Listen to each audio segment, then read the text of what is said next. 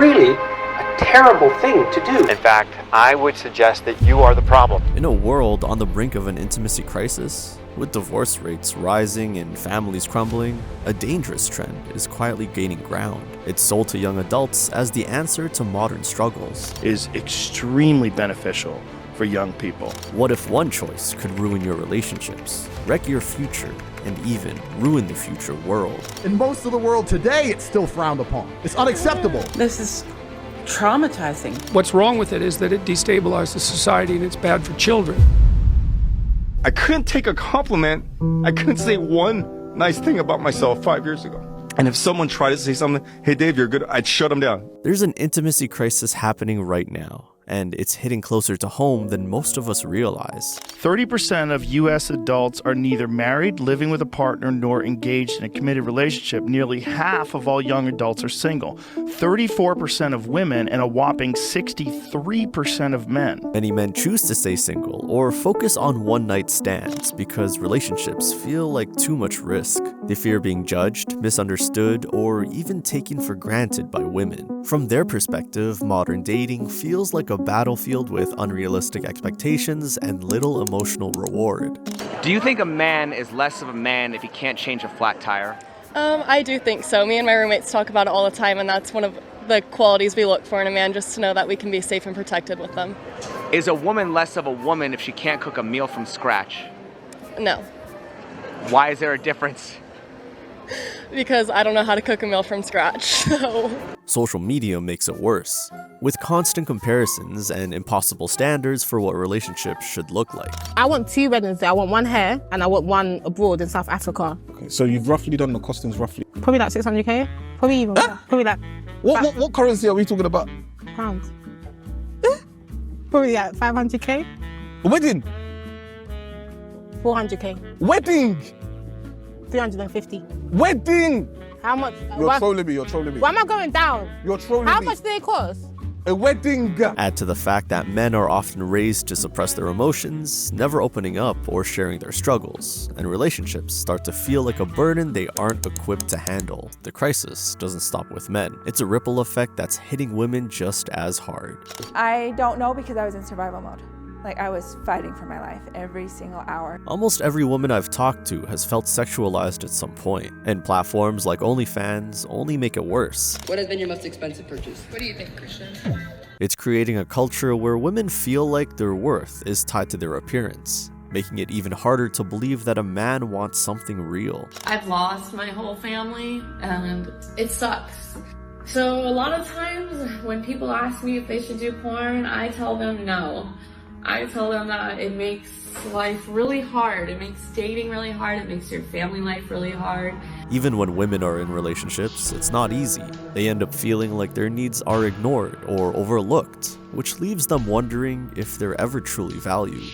It's no surprise how every time you open TikTok or Instagram, all you see is negativity from both sides. Relationships are becoming transactional. It's not just about fewer weddings, it's about an entire generation struggling to build deep, meaningful connections, and it's easy to see why.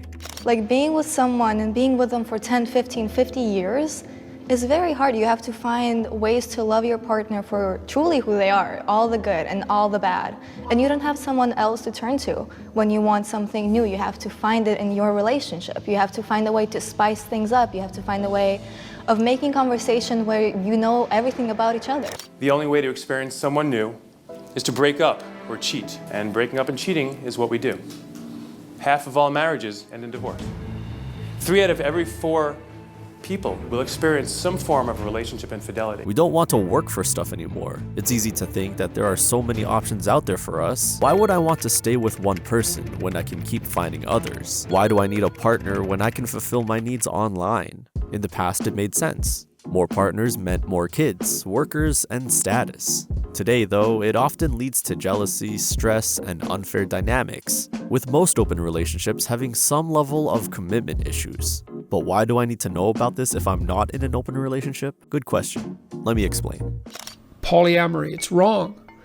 It's wrong. It makes men violent. It increases inequality in the manner that makes things dangerous. It makes it impossible for women to have a deep relationship with men. If trust, commitment, and real connections keep fading, what kind of world are we left with? A future where relationships feel fake, loneliness is the norm, and people can't rely on each other. Families, friendships, even communities fall apart, and society becomes more divided and unstable. It's not just about you. It's about what kind of world you want to live in. What kind of world will your children live in? If we don't fix this, the future might be lonelier and more broken than we can imagine. The truth is, spreading your attention across multiple things rather than trying to become a better person weakens the foundation of trust and self-respect you need within. Without that stability, you're more vulnerable to becoming a victim of the deeper societal issues we're already facing. Thanks to the rise of extreme feminism, many guys feel like real intimacy is off the table. In one, girls and women are their equals, every bit as tough, capable, resilient, self-reliant, and powerful. And in the other, girls and women are so vulnerable and fragile that they need to be treated with special gentleness and consideration, extra protection and respect. And they are so incapable that they need boys and men to rescue them from anything that might endanger or upset them. Women face higher levels of modern prostitution with platforms that value appearance over genuine worth. Emma Young, a woman who lives in New York City, recorded 10 hours of herself walking through the city, in which time she experienced over 100 instances of verbal street harassment.